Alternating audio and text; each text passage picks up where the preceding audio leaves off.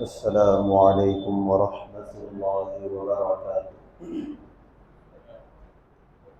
نحمده ونصلی علی رسوله الکریم، اما بعد۔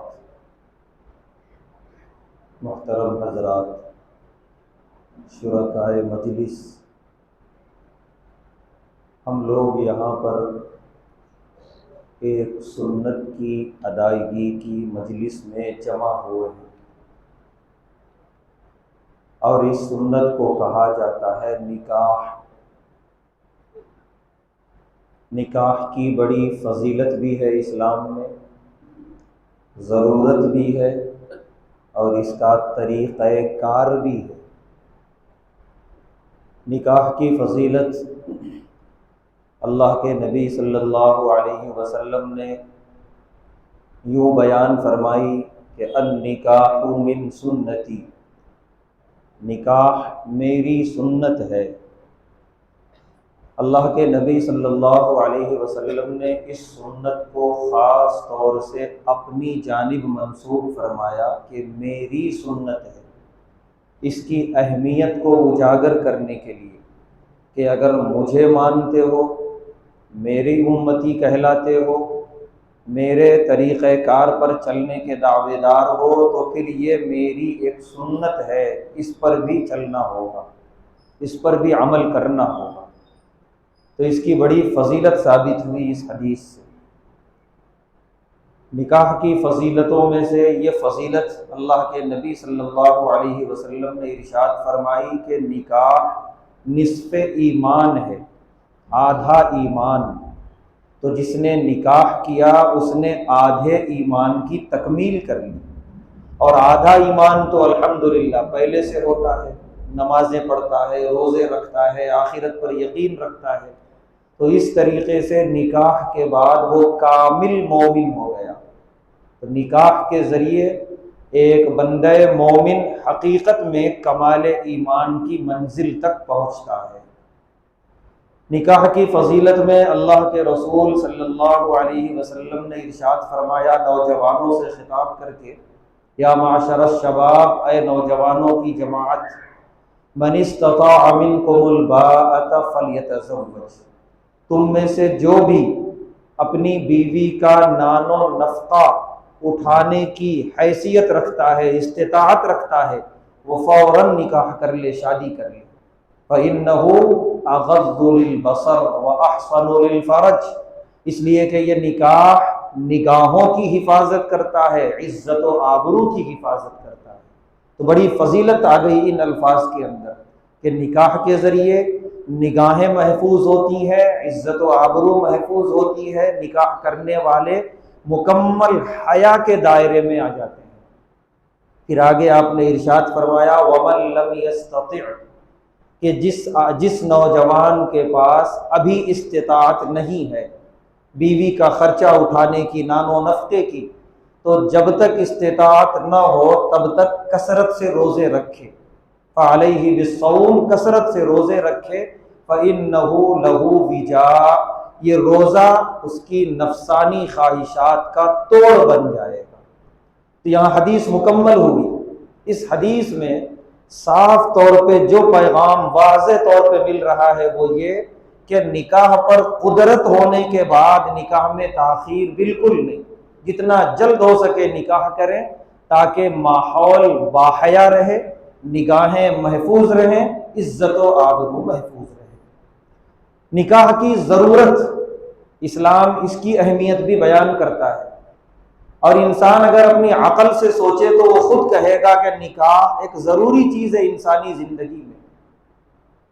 ہم سب جانتے ہیں سورہ بقرہ میں اور اس کے علاوہ دوسرے سورتوں میں بھی اللہ نے یہ مضمون بیان کیا کہ یہ جو تم دیکھ رہے ہو مخلوقات، انسان کو چھوڑ کر جتنے بھی ہیں، یہ چرند پرند ہیں، یہ پہاڑ ہیں، یہ پودے ہیں، درخت ہیں، یہ بادل ہے، یہ بارش ہے، یہ پانی ہے، یہ زمین ہے، خلق لکم، اے انسان ہم نے تمہارے لیے پیدا کیا۔ یہ سب انسان کی خدمت میں لگے ہوئے ہیں۔ اتنا بڑا سورج، اتنا دیو ہیکل، یہ اللہ کی بنائی ہوئی مخلوق ہے، کس کی خدمت میں لگی ہوئی ہے؟ انسان۔ اسی لیے تو انسان کو اشرف المخلوقات کہا اللہ نے۔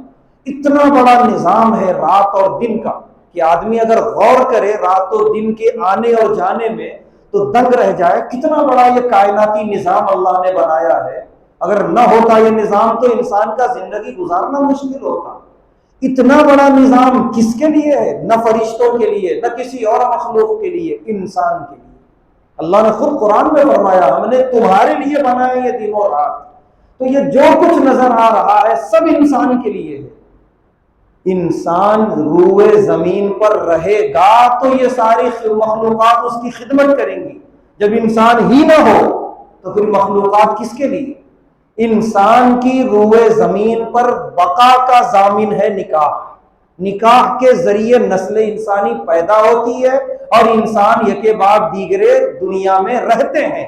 ورنہ نکاح کو ختم کر دیا جائے انسانی شعبے سے تو آبادیاں 50-100 سال کے بعد ختم ہو جائیں گی، کیونکہ نکاح کے ذریعے ہی نسل انسانی دنیا میں آتی ہے. تو نکاح ہی کے ذریعے یہ پوری انسانی آبادی کی بقا ہے روئے زمین پر. تو انسانی عقل یہ کہتی ہے کہ نکاح ہونا چاہیے، اس کے بغیر انسانی نسل کی بقا نہیں ہے.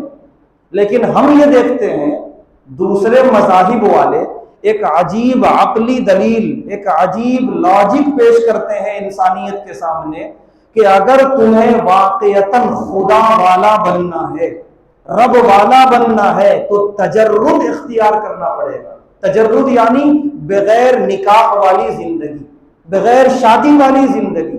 چنانچہ عیسائیوں نے تو آج سے بہت پہلے سے اس چیز کو جو ہے انہوں نے پیدا کیا، اس کا تصور قائم کیا عیسائی قوم میں کہ اگر عیسیٰ علیہ السلام کا بننا ہے اور خدا کا بننا ہے تو شادی نہیں کرنا.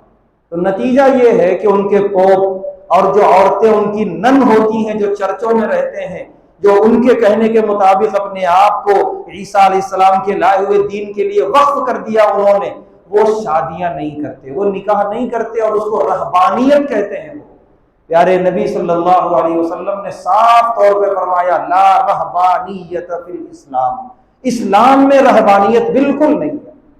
ہم جس ملک میں رہتے ہیں اس ملک کی جو بڑی آبادی ہے ہندو آبادی، ان کا بھی یہی تصور ہے، ہزاروں سال سے چلتا آ رہا ہے کہ اگر ان کے کہنے کے مطابق اگر ہمیں بھگوان کا قریبی بننا ہے، اپنے خداؤں کا قریبی بننا ہے، سنیاس لینا پڑے گا، نکاحوں سے دور، شادی شدہ زندگی سے بالکل دور ہونا پڑے گا. یہی وجہ ہے کہ جو ان کے بڑے مذہبی سادھو سنت ہوتے ہیں وہ شادیاں نہیں کرتے. یہ انہوں نے لاجک پیش کی. یہی حال بدھ مذہب کا بھی ہے. لیکن اللہ کا کرم ہے، روز اول سے مہم چلائی پیارے نبی صلی اللہ علیہ وسلم نے کہ بلوغ کی عمر کو پہنچا لڑکا اور کمانے پر قادر ہوا، فوراً نکاح کراؤ. اور آپ نے اس تصور کو ختم کرنے کے لیے جو عیسائیوں کا ہے، مشرکوں کا ہے، اس تصور پر وار کرنے کے لیے آپ نے فرمایا نکاح سنت ہے اور میری سنت ہے. اب یہ ختم کر دو تم یہ تصور کہ نکاح نہیں کریں گے تو رب والا بنیں گے، شادی شدہ زندگی سے دور رہیں گے تو اللہ کا قرب نصیب ہوگا، سب ختم کر دو. اللہ کے نبی صلی اللہ علیہ وسلم سے زیادہ قریبی نہ کوئی ہے نہ ہو سکتا ہے اللہ کا. اور آپ نے الحمدللہ نکاح کیا ہے. چنانچہ بخاری شریف کی روایت ہے، ایک مرتبہ کچھ صحابہ آئے حضرت عائشہ رضی اللہ تعالی عنہا کے پاس، کچھ باتیں ہوئیں، کچھ تینوں صحابہ نے اپنے اپنے ارادے کا اظہار کیا. ایک صحابی نے یہ کہا میں کبھی شادی نہیں کروں گا، میں پوری زندگی اللہ کی عبادت کے لیے وقف کروں گا، نہ شادی ہوگی نہ کمانے کھانے کا کوئی اس کا ٹینشن ہوگا، بلکہ میں بالکل ان سب سے بری رہوں گا، صرف خالص اللہ کی عبادت کروں گا. پیارے نبی صلی اللہ علیہ وسلم گھر پہ تشریف لائے. ام المومنین رضی اللہ تعالی عنہا نے ساری باتیں بتائیں کہ آپ کے کچھ صحابہ آئے تھے اور ایسی باتیں کہہ کر گئے. پیارے نبی صلی اللہ علیہ وسلم کا چہرہ متغیر ہو گیا غصے میں، اور آپ وہاں تشریف لے گئے جہاں وہ صحابہ بیٹھے تھے اور دیگر اور بھی صحابہ تھے. اور آپ نے جو گفتگو کا آغاز فرمایا وہ یہاں سے کہ یاد رکھو تم میں سب سے زیادہ ڈرنے والا اللہ سے میں ہوں، سب سے زیادہ تقوی میرے دل میں ہے، سب سے زیادہ خشیت میرے دل میں ہے، اور سب سے زیادہ اللہ کی اطاعت و فرما برداری بجا لانے والا میں ہوں. اور مجھے دیکھو میں نے نکاح کیے ہیں، میں رات کو سوتا بھی ہوں اور اللہ کی عبادت بھی کرتا ہوں، کیونکہ ایک صحابی نے کہا تھا میں رات بھر نہیں سوؤں گا، اور آپ نے فرمایا میں روزے بھی رکھتا ہوں اور کبھی روزے چھوڑتا بھی ہوں، کیونکہ ایک صحابی نے کہا تھا میں زندگی بھر روزہ رکھوں گا. تو اس طریقے سے پیارے نبی صلی اللہ علیہ وسلم نے یہ تجرد والی جو زندگی ہے، سنیاسی والی جو زندگی ہے اس کے مکمل طور پہ نفی فرما دی، اس کا رد فرما دیا۔ تو یہ اس سے معلوم ہوا کہ نکاح انسانی ضرورت ہے، یہ ہونا چاہیے۔ آخری بات کہ نکاح کا طریقہ کار بھی ہے۔ طریقہ کار کیا ہے؟ خود نکاح کی جو 3 آیتیں ہیں وہ خود بتا رہی ہیں۔ نکاح کے لیے جن 3 آیتوں کا اللہ کے رسول صلی اللہ علیہ وسلم نے انتخاب فرمایا، تینوں آیتوں میں ایک مضمون بار بار ہے، اتقوا اللہ اتقوا اللہ اتقوا اللہ، اللہ سے ڈرو، اللہ سے ڈرو، اللہ سے ڈرو۔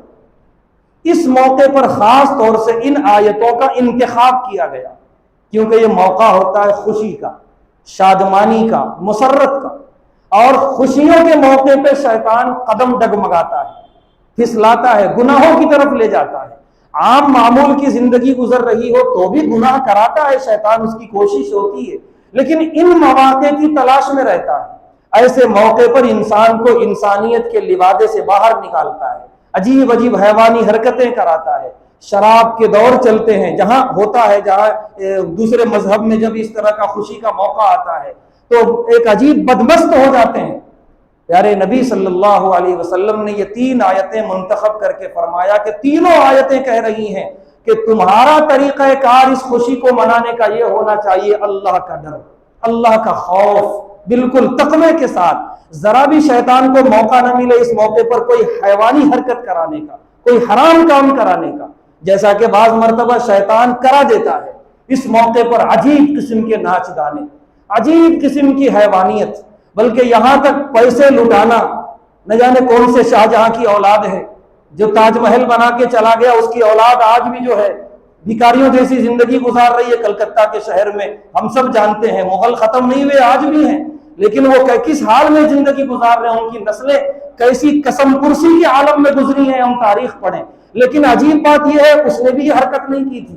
آج کے نوجوان جو ایسے موقع پر نوٹ اڑاتے ہیں، پیسے اڑاتے ہیں، بہت بری بات ہے۔ اللہ کی نعمتوں کی ناقدری ہوتی ہے، اللہ کا عذاب آتا ہے، بہت بھیانک شکل میں آتا ہے۔ ہمیں اپنے آپ کو اپنی اوقات میں رکھنا چاہیے۔ اس موقع پر دیکھا یہ گیا نکاح ہوتا ہے ماشاءاللہ مسجدوں میں، مساجد کے ائمہ کہتے ہیں یہ بات کہ مسجدوں میں نکاح ہوتا ہے، لیکن جہاں عشاء کا بعد ہوا گھر سے شادی خانہ جانا پڑا، وہی باجا، وہی گانے، وہی جو ہے ناچ۔ تو کس کو دھوکہ دے رہے ہیں؟ نہ اللہ کو، نہ اللہ کے رسول کو، نہ فرشتوں کو، اپنے آپ کو دھوکہ دے رہے ہیں کہ یہاں پر اللہ کی عبادت کر کے خوش ہو گئے کہ ہمارا طریقہ کار سنت کے مطابق، اور وہاں جا کے ابلیس بن گئے۔ تو یہ اپنے آپ کو دھوکہ۔ اللہ نے فرمایا یخادعون اللہ والذین آمنوا وما یخدعون الا انفسهم، یہ اللہ کو اور مومنین کو دھوکہ دے رہے نہیں، اپنے آپ کو دھوکہ دے رہے ہیں۔ وما یشعرون، انہیں شعور تک نہیں ہے۔ تو ایسے موقع پر شیاطین یہ حرکتیں کروا دیتے ہیں، یہ تقوی کے خلاف کام کروا دیتے ہیں۔ ہماری ذمہ داری یہ ہے کہ تقوی کی تینوں آیتیں ہمیں یہ پیغام دے رہی ہیں کہ نہ صرف آج بلکہ زوجین یعنی شوہر و بیوی کی ذمہ داری ہے آج کے بعد زندگی بھر تقوی کو اپنے سامنے رکھیں، تقوی کے مطابق زندگی گزاریں۔ اللہ کا ڈر اور خوف جب دلوں میں آتا ہے ساری انا مر جاتی ہے، سارا تکبر وہیں پر چاروں خانے چت ہو جاتا ہے، سارے شیاطین کے حربے وہاں ناکام ہو جاتے ہیں جہاں اللہ کا ڈر اور تقوی ہوتا ہے۔ بہت بڑا المیہ ہے مسلم معاشرے کا کہ نکاح ہو کے 1 سال نہیں ہوتا، 2 سال نہیں ہوتا، 3 سال نہیں ہوتا، اور دارالقضاء کے چکر شروع ہو جاتے ہیں۔ دارالقضاء میں گئے تو پتہ چلتا ہے نکاح طلاق دینا چاہ رہے ہیں، خلا لینا چاہ رہے ہیں۔ بعض قاضی حضرات تو بتاتے ہیں کہ بھی 8 دن نہیں ہوا، 10 دن نہیں ہوا، اور پہنچ کے خلا کی بات ہو رہی ہے۔ یہ بے برکتی کیوں ہے؟ اللہ کا ڈر اور تقوی نہیں ہے۔ جب بنیاد اللہ کے ڈر اور تقوی پہ پڑتی ہے کسی نکاح کی، کسی عمارت کی، عمارت سے مراد نکاح کی زندگی، تو بڑی مضبوط ہوتی ہے، بڑی خوشحال ہوتی ہے، بڑی بابرکت ہوتی ہے۔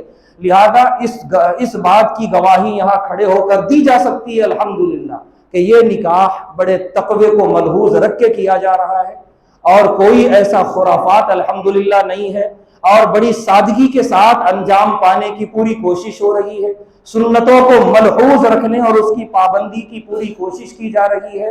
اللہ تبارک و تعالیٰ سے دعا ہے اللہ تبارک و تعالیٰ اس نکاح کو بے حد قبول فرمائے، زوجین کے دلوں میں بے انتہا محبت پیدا فرمائے، دونوں خاندانوں کے دلوں میں ہمیشہ پائیدار اور باقی رہنے والی محبت پیدا فرمائے، ہر طرح کے آنے والے شرور سے، فتن سے، اختلافات سے حفاظت فرمائے، اور ہم سب کو قرآن و حدیث کے مطابق زندگی گزارنے کی توفیق عطا فرمائے۔ وآخر دعوانا الحمدللہ۔